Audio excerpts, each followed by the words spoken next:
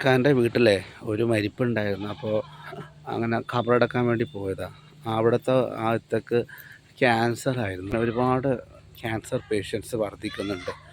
ഇത് വേറെ ഒന്നും ആവില്ല, ഈ പ്ലാസ്റ്റിക്സ് കത്തിച്ച് അത് സ്മെല്ല് ചെയ്യുന്ന ചെറിയൊരു സ്ഥലത്ത്. പിന്നെ അതേപോലെ തന്നെ ഈ വരുന്ന പച്ചക്കറികളൊക്കെ ഓർഗാനിക് ആണോ എന്ന് നമുക്കറിയില്ല. നമ്മൾ കഴിക്കുന്നു, ഓർഗാനിക് ആവത്തില്ല, സാധാ കൃഷിയല്ലേ.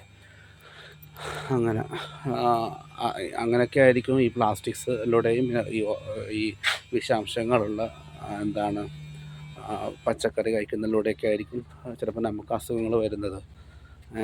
അള്ളാഹു സുബ്ഹാനഹു വ തആല കാക്കട്ടെ.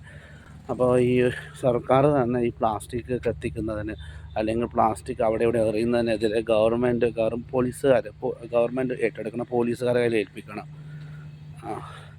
ഇവിടുത്തെ പോലീസുകാർ പറഞ്ഞു വെച്ചാൽ ഞങ്ങൾക്ക് അധികം വർക്കൊന്നുമില്ല, ഞങ്ങൾക്ക് ഭയങ്കര ബോറടിക്കുന്നത് പോലും, വർക്ക് വേണം എന്തെങ്കിലുമൊക്കെ. അങ്ങനെയാണ് പോലീസുകാരിവിടെ പൊതുവെ പറയാറുള്ളത്. അപ്പോൾ പോലീസുകാർക്ക് വർക്ക് കൊടുത്തു കഴിഞ്ഞാൽ അവർ ചെയ്തോളും നല്ല ഭംഗിയിൽ. അവർക്ക് വർക്ക് ചെയ്യാൻ ഇഷ്ടമാണ്, വെറുതെ ഇരിക്കാൻ ഇഷ്ടമല്ല. അധികം വർക്കില്ലാന്ന് പോലും. അങ്ങനെ സ്കൂൾ ലെവലിൽ തന്നെ കുട്ടികളെ പ്രാക്ടീസ് ചെയ്യിപ്പിക്കുക, പ്ലാസ്റ്റിക് സെപ്പറേറ്റ് ചെയ്യാനും കൊണ്ടുപോയി ഡിസ്കാർഡ് ചെയ്യാനും അതിനുള്ള സയൻറ്റിഫിക് ആയിട്ടുള്ള വേയിൽ പ്രാക്ടീസ് ചെയ്യിപ്പിക്കുക. അതാണ് വേണ്ടത്. നമുക്കാണെങ്കിൽ സഹായിക്കാനുള്ള ക്യാഷില്ല, എല്ലാവരും ഒന്നും സഹായിക്കാനുള്ള ക്യാഷില്ല. പിന്നെ നമ്മൾ പ്ലാസ്റ്റിക്സ് അവിടെ എവിടെയും വിതറാതെ, അവിടെ എവിടെയും പോയി കൊണ്ടിടാതെ, കത്തിക്കാതെ നമ്മളെന്ത് ചെയ്യാം, മറ്റുള്ളവർക്ക് ബുദ്ധിമുട്ടിക്കാതിരിക്കുക അല്ലേ.